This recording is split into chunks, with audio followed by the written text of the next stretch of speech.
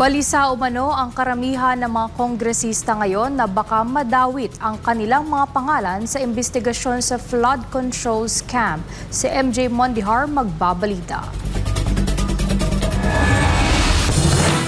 Nung ako po ay nasa plenaryo kanina, tinatanong ko ang aking mga kasamahan at lahat po sila actually nahihiya na ang kanilang boto laban sa pagiging kongresista ni Congressman Barzaga ay magiging on the record. Yan ang assessment ni Batangas Representative Leandro Legarda Leviste. Kaugnay sa 60-day suspension ay pinato ng Kamara laban sa kapwa congressman na si Kiko Barzaga ng Cavite. Ani Leviste, pinadalo umano ang lahat ng congressman sa plenary session para makakuha ng 2/3 of votes na kailangan para parusahan ng isang mambabatas. Isa si Leviste sa 5 kongresista na tutol sa suspension. Pinuna naman ito ang kawalan ng accomplishments ng Kamara sa pagpasa ng mga mahalagang panukalang batas. Saad niya, wala sa focus ngayon ang maraming kongresista. Dahil ang preoccupation ng maraming mga miyembro sa Kongreso ngayon ay huwag sila sanang madawit sa mga flood control investigations. Ang sabi nga po ng Ombudsman ay 10% ng Kongreso ay iniimbestigahan ngayon.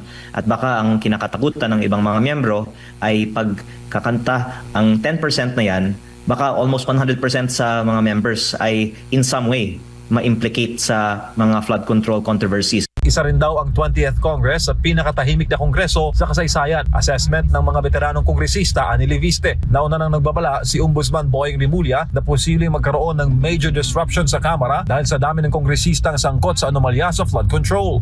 Wala nga masyadong ibang tinatalakay na mga batas ngayong nakaraang buwan na ito dahil nga distracted ang mga congressman sa kanilang mga sariling mga legal issues. Samantala, binalaan naman ni Quezon City Representative Bong Suntay ang publiko sa masamang epekto ng suspensyon kay Congressman Barzaga.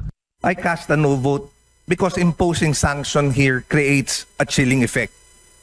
Not only on the member involved, but on all who depend on this chamber as a forum for candor, for courage, and confrontation when needed. Sa namugadong kongresista, wrong move para sa liderato ang parusahan ng isang mambabatas na naghahayag lamang ng kanyang saloobin sa mga nangyayari ngayon sa pamahalaan. Hindi ito ang panahon para paliitin ang espasyo ng pagsasalita. Ito ang panahon para palawakin, palakasin, at pangalagaan ito. Para sa Diyos, sa Pilipinas kung mahal, MJ Mondihar, SMNI News.